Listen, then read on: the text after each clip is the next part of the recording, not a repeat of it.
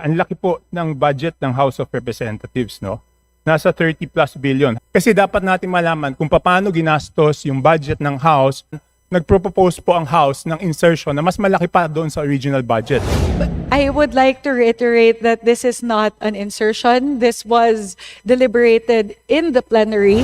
Dapat po ipresenta po yung budget ng House of Representatives. Kung wala po tayong tinatago.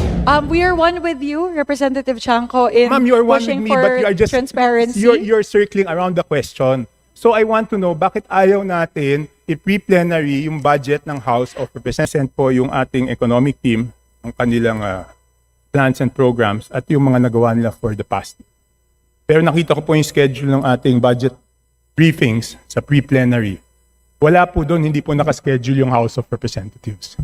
So is there a law that exempts the House of Representatives from presenting the budget to our colleagues before it goes into plenary? In previous years po, if I may respond to Representative Tiangco, in previous years po, there are certain agencies who do not have pre-plenary hearings. They go straight to plenary. So it's not just the House of Representatives or Congress of the Philippines in general. There's also actually SUCs. There are no pre-plenary deliberations. Even the other OEOs, the other executive offices po, hindi na po natin isinasalang sa pre-plenary budget hearings. Pero po, Madam Chair, ang laki po ng budget ng House of Representatives, no? Nasa 30 plus billion. Halos kasing laki lang siya ng DOST. So bakit hindi po natin siya idaan sa pre-plenary hearings?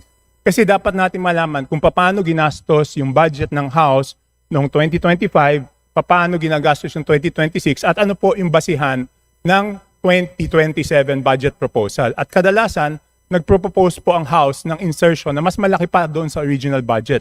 Just like 2026, no? 16 billion lang po ang NEP natin, pero ang total budget is 35 billion. So mas malaki pa. Tapos hindi man pre-present. Paano po kami magtatanong sa plenary kung hindi naman pre-present po sa budget briefing yung mga pinagkagastusan? So I would like to request, kung wala namang legal exemption o constitutional provisions that exempt the House of Representatives, we must go through exactly the same process as other departments. Dapat po ipresenta po yung budget ng House of Representatives kung wala po tayong tinatago. Definitely po, Kong Toby, definitely wala po tayong tinatago.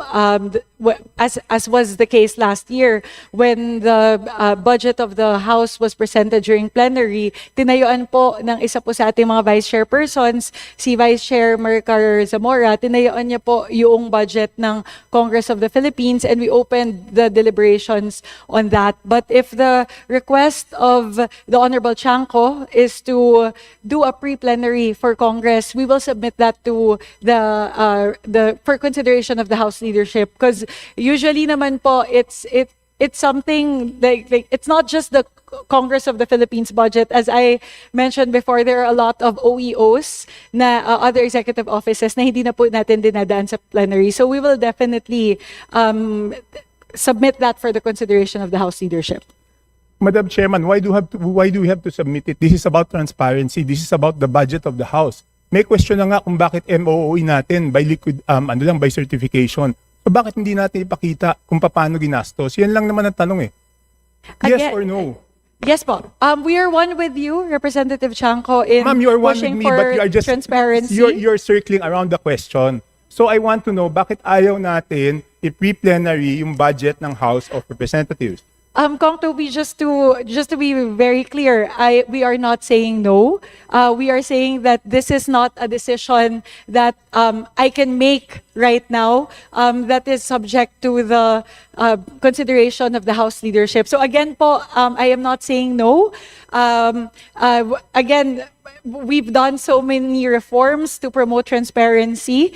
We've done the BARC, bukas na po lahat ng mga amyenda, pinapakita po natin line by line, not just in the House, in the level of the House of Representatives, but even at the level of the Bicameral Conference Committee, pinapakita na rin po natin lahat ng amendments. So again, if this is a push towards transparency, most definitely po, we will support this, but this is not a decision that we can make at the moment. This needs to be submitted for the consideration of the House leadership. Madam Chair, you're not saying no, but you're not saying yes also.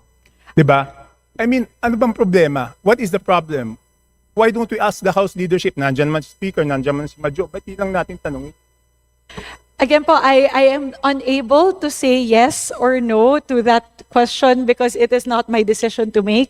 I would have to, again, submit this for the deliberation of the House leadership. And we will rest assured po what the assurance that I can give. If it was within my jurisdiction, I would have been able to decide right here and now. But please give us some time to submit this for the decision and deliberation of the House leadership. But that is no assurance at all. 2025 ang NEP po natin 16 billion. Nag-insert po ng 17 billion ng House. Naging 35 billion yung budget. 2026 ganun din. 17 billion ang NEP, 27 billion ang GAA. So ibig sabihin nag-insert ulit ng 10 billion. Tapos ayaw natin dumaan sa pre-plenary. So anong problema? Kong Toby, I would like to reiterate that this is not an insertion. This was deliberated in the plenary. Although there was no pre-plenary for the budget of the Congress of the Philippines, the deliberations on the budget of the Congress of the Philippines was opened up during the plenary. All members were given the opportunity to propound questions to the budget sponsor last year. So although there were no pre-plenaries for the Congress of the Philippines in the past budget hearings, meron pong pagkakataon ang lahat po ng mga miyembro na suriin yung budget ng Congress of the Philippines pagdating po ng plenary deliberation. So if again the request is to have a pre-plenary for the Congress of the Philippines budget for this year, I will most definitely po, the assurance that I can give at the moment is that I will submit it to the wisdom of the House leadership. Eh kung ganun pala, pwede naman palang sa plenary lang magtanong, bakit pa natin sila pinadadaan sa pre-plenary? Tapos tayo, ayaw natin idaan yung sarili natin sa pre-plenary. Pwede naman pala, di ba? Kung yun ang sagot niyo, kasi last year, ganun, yung House hindi dumaan sa pre-plenary, tapos silagot lahat ng tanong sa plenary. Eh bakit lahat ng departamento pinadadaan natin tapos tayo hindi? Anong pagkakaiba? Madam Chair, point of order. Go ahead, Par. Before I respond, yes, My good friend Representative Tony Toby Albano. Chanco is talking about our pre-plenary actions that we can take up amongst ourselves and not waste time with a lot of members who are ready to talk and debate issues regarding the DBCC. So, with respect to my good friend Toby Chanco, the list is so long that I don't even know if I can ask questions primarily on the national and local concerns later on with our friends who have prepared this. And this has been an ongoing practice to have the DBCC. So if this is a concern, my point of order, Madam Chair, is if this is concern about scheduling, maybe we can take this up with the permission of Congressman Toby, with the leadership, and not waste the time of members and also our guests here in plenary. If that is okay, that is a point of order that I'd like to Okay, make. if it's a point of order, I will explain and I would like the chair to rule. If it's a point of order, I will not appeal. I'm just saying, kanina po sinabi 11 trillion po ang sinabmit. Binawasan po lahat ng departamento, hindi po dapat ibawas sa time ko yun. Kasi point of order po yan. Hindi po dapat ibawas sa oras ko yung sagot ko sa point of order niya dahil hindi ko po tanong yan. Okay, kanina po sinabi 11 trillion. Binawasan 7 trillion. So kaya natin pinapag-submit ang bawat departamento. Sasabihin nila, paano nila ginastos yung pera, nakabuti ba ito sa taong bayan. Yun po ang ginagawa sa pre-plenary. So paano po kami magtatanong dito sa plenaryo kung wala naman presentation ganon? Ano, huhulaan namin kung magkano yung nagastos? Anyway, I would like to request the chair to rule on the point of order. If you think I'm out of order, just say so. Madam Chair, if I may be allowed Before I rule on the point of order, I would first like to recognize Deputy Speaker Janet Green. very quickly, Madam Chair. Unang araw po ito ng ating pre-plenary budget deliberations, and I believe the Honorable Chanco, whom we fully respect, has his point. The Honorable Chair and the Honorable Albano also have their own points. May I recommend, Madam Chair, that instead of ruling on matters that will create animosity, may I be allowed, Madam Chair, to propose the following. that the concern of the Honorable Chanco be referred to the Committee on Appropriations and be deliberated as soon as possible. And second, Madam Chair, if the Honorable Chanco will allow, that we now proceed with the deliberation of the DBCC, notwithstanding the fact that there are unanswered questions that the Committee on Appropriations are very much willing to answer, regardless of the decision of the leadership or whatever, because it's the committee that will respond. So, Madam Chair, if I may, again to reiterate, wag na po natin pagdebatihan yan kasi sayang po yung oras. We acknowledge the Honorable Chanco. We also acknowledge the point of the Honorable Chairwoman and the Honorable Albano, one of our party leaders. But at the same time, I believe we have to move forward. So if the Honorable Chanco is amenable, may I propose that his proposal be discussed by the Committee on Appropriations as soon as possible. But for the meantime, we all be allowed to proceed with the pre-plenary hearings of the DBCC. Madam Chair, if I may reiterate, With the indulgence of Representative Tiangco, I would first like to recognize Representative Tony Albano. yes, Madam Chair, the point of order stays, and it's a long-standing tradition that the point of order has to be taken first. But I believe Representative Chanco has still that floor and time if he wants to use his 2 minutes or 5 minutes of his time to ask any relevant questions while the DBCCs and our guests are here. But if it's outside of that, I would really like to insist, if not, I'm asking permission for my good friend Toby Tiangco to please, everyone's stressed already, everyone's trying to do a good job, or trying to help our country and our economy move up. These are the relevant questions that we have prepared ourselves to ask our guests. And if it's not relevant to the context of what we are discussing right now, then you have to rule in favor of the motions of the point of order that this is not exactly the forum for the cause of the good friend from Navotas, Congressman Tiangco, and then we can take it up right away if he wants with the leadership, with the speaker and the majority floor leader and the chairperson, Madam Chair. Thank you, Representative Albano. If our honorable colleague, Representative Tiangco, will be amenable to it, rather than ruling on the point of order, as proposed by Deputy Speaker Garin, this is a matter that we can take up within the Executive Committee of the Committee on Appropriations. So again, rather than take it up here during the DBCC, as I assured earlier, I give my assurance that I will raise this to the House leadership for deliberation and decision. And we will get back to you as soon as possible on the matter. Madam Chair. Yes, Yes. yes, Representative Erice. Yes, ang suggestion ko lang po, hindi lang po dapat siguro after deliberating with the Executive Committee, we should deliberate it in the plenary. Kasi po ang question dyan, yung equitability nung resources ng House, whether all representatives are meron pong kanya-kanyang pakinabang at yung sa sa budget, at baka naman po kailangan po talaga equitable. Hindi ko naman po sinasabing equal, equitable yung distribution ng resources.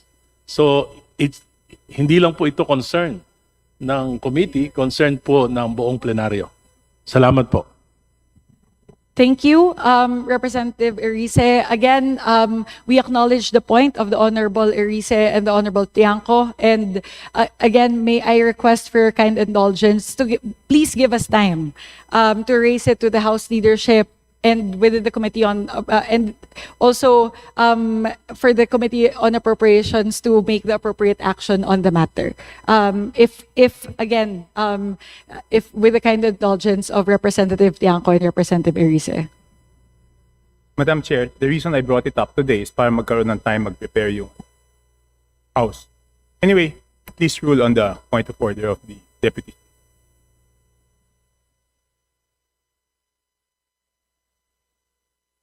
Yeah. Madam Chair, may I request for a few minutes suspension?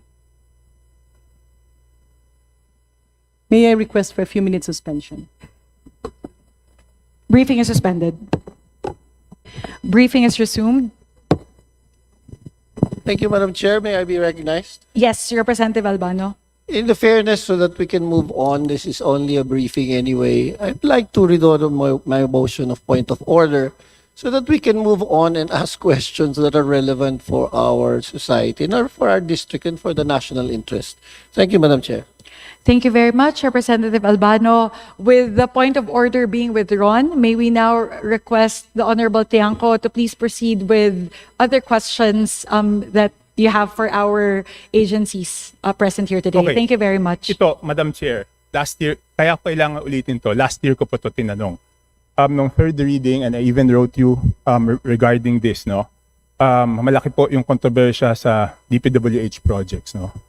I requested last year nung nag-third reading, I requested the chair na ilabas yung budget per districts at ilabas yung budgets per party list. Summarized, para alam natin magkano yung total per district at magkano yung total DPWH per party list at saan pumunta yon. Ngayon lumabas na po yung NEP ng DPWH. I am requesting again na sa NEP pa lang, i-post po natin sa ating website yung budgets per district para makita ng lahat yung mga budget ng DPWH per district at yung budget ng DPWH per party list at saan po ito napunta. Sasabihin ulit, hindi po ito kasama sa DBCC. Pero last year, kailan pa ako magkakaroon ng opportunity? Last year, tinanong ko yan nung third reading. Sumulat ako hanggang ngayon, walang sagot for the 2026. So palampasin na natin yung 2026. 2027, bakit hindi po natin, kung talagang gusto natin ng transparency, bakit hindi natin ipakita magkano ang budget per district, magkano ang budget per party list, at saan po ito napunta? Representative Tiangco, what is contained in the NEP? In the NEP itself, if you would look at the budget of DPWH, meron na rin naman pong mga totals doon per DEO. So there's a regional total. There's also a total per district engineering offices. So those information are actually already contained in the NEP itself and later on when the HGAP is filed. Hindi po kayang i-total yun ng ordinaryong mamamayan, Madam Chair. 772 pages yun. Hindi mahahanap yun. Why don't we make it easy for them na ipakita, okay, simula sa distrito na to, ito total budget, ito mga proyekto, ito total budget, ito. Tsaka doon, can you tell me, paano po hahanapin doon yung pinopose ng party list? How will we know sinong party list ang proponent doon sa budget na yon kung hindi po natin ilalabas? Representative Tiangco, again,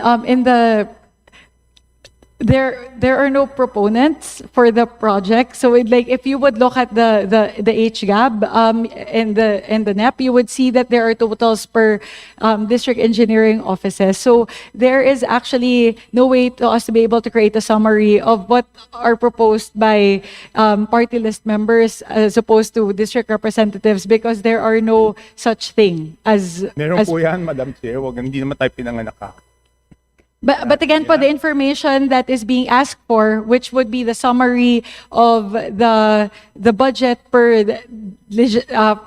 district engineering office, per regional office, they're all contained there in the NEP. Within the DPWH budget itself. Makikita nyo po yun, naka-separate out po yan sa NEP. Within the DPWH budget, you already have the totals per district engineering office, and in the annexes, you have there the line items in terms of the project. So, lahat po ng impormasyon na yon, nandun na po yun sa NEP at sa HGAB. Madam Chair, nakasulat po yun sa NEP pero hindi po naka-total per district. Kaka-check ko lang po. Anyway, yun lang po hinihingi ko. So, pwede bang, kasi yung DPWH budget is 772 pages. So kung hahanapin po yan ng mga kababayan natin, mahihirapan po sila. Hindi ba pwedeng padaliin natin, ihiwalayin lang natin yung mga proyekto per district? Yun lang po ang hiling ko. Pwede po ba?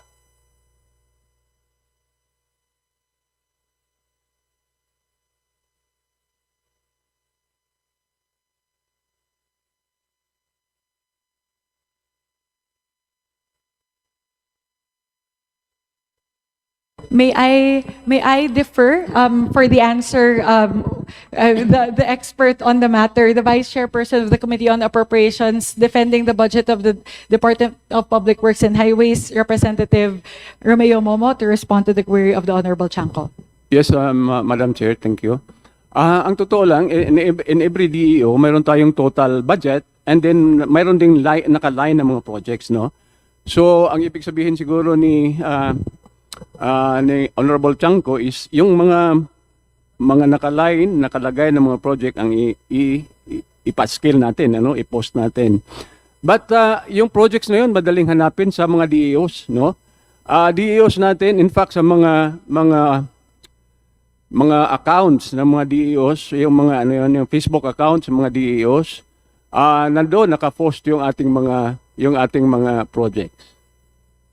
Madam Chair, hindi po para sa atin yun, para sa kababayan natin, para madali nilang makita. Hindi po para sa akin. Dahil tayo, pag hiningin natin sa DO, ibibigay. Pero may mga projects po na nasa NCR, nasa region, hindi po siya nakatotal per district. Pero dapat yun, pasok dun sa district. So ang hinihingi ko lang po is pagsamahin, simplihan, para makita ng kababayan natin ano po yung budgets per district. Yun lang po. Well, I think, Madam Chair, yung pinapost naman din ng mga regional offices at saka region is not for us, congressmen, but it is for everyone, especially doon sa constituents natin, doon sa ating mga distrito. Madam Chair. Madaling ma-access po yon sa lahat ng mga DEOs, mayroon silang mga publications, actually. Madam Chair, very quick clarification with the question of Kong Chanco. Yes, given that the time of the Honorable Tiangco is up, yes, I would now like to recognize Just a very Deputy quick- Speaker Janet Guerin. Quick clarification para lang pong malinawan. Hindi po kasi magkapareho ang DPWH District Engineering Office vis-a-vis sa Congressional District Office. And sometimes it's a misnomer kasi yung ibang congressional district, akala mo halos walang budget, but actually hindi kapareho nung District Engineering Office and yung Congressional District Office. So if I may, Madam Chair, may we request for purposes of answering the Honorable Chanco that he be instead furnished a total allocation on a regional basis that will be more reflective of equitable distribution if indeed it is. Madam Chair, since the Honorable Garina replied to my manifestation, can I be given a chance to reply? Yes. Go ahead, Representative Chanco. We'll give you, with the indulgence of the other House members who are listed for interpellation, may we give the Honorable Tiangco time to manifest? Would that be amendable? Okay. With the concurrence of the other House members, Honorable Tiangco, go ahead po. Madam Chair, the only reason I will manifest is because there was a reply, no? Otherwise, I would have been finished. No, yun lang nga po. It's exactly the reason why. Kasi nga, iba po yung District Engineering Office, iba po yung Congressional District. Kaya nga, ang sinasabi ko, palabasin kung ano yung budget per Congressional District. Kasi nga po, yung per District Engineering Office does not mean na yun po yung budget sa distrito na yun. So yung sinasabi po ni Congresswoman Garin, yan po ang precise reason na gusto ko hiwalay siya per district. Yun lang po, Madam Chair. Thank you, Representative Tiangco. Thank you, Representative Garin. We will again relay this. Madam This is a Chair. matter for DPWH. Madam Chair, Yes, Representative Arisa. very brief interjection. Importante lang po. I think the DBCC can answer that question. Kasi dumadaan lahat ng budget, binabawasan nga nila yung allocation. For example, for DPWH, may mga regional, national, district allocations. So ano pong basis ng DBCC?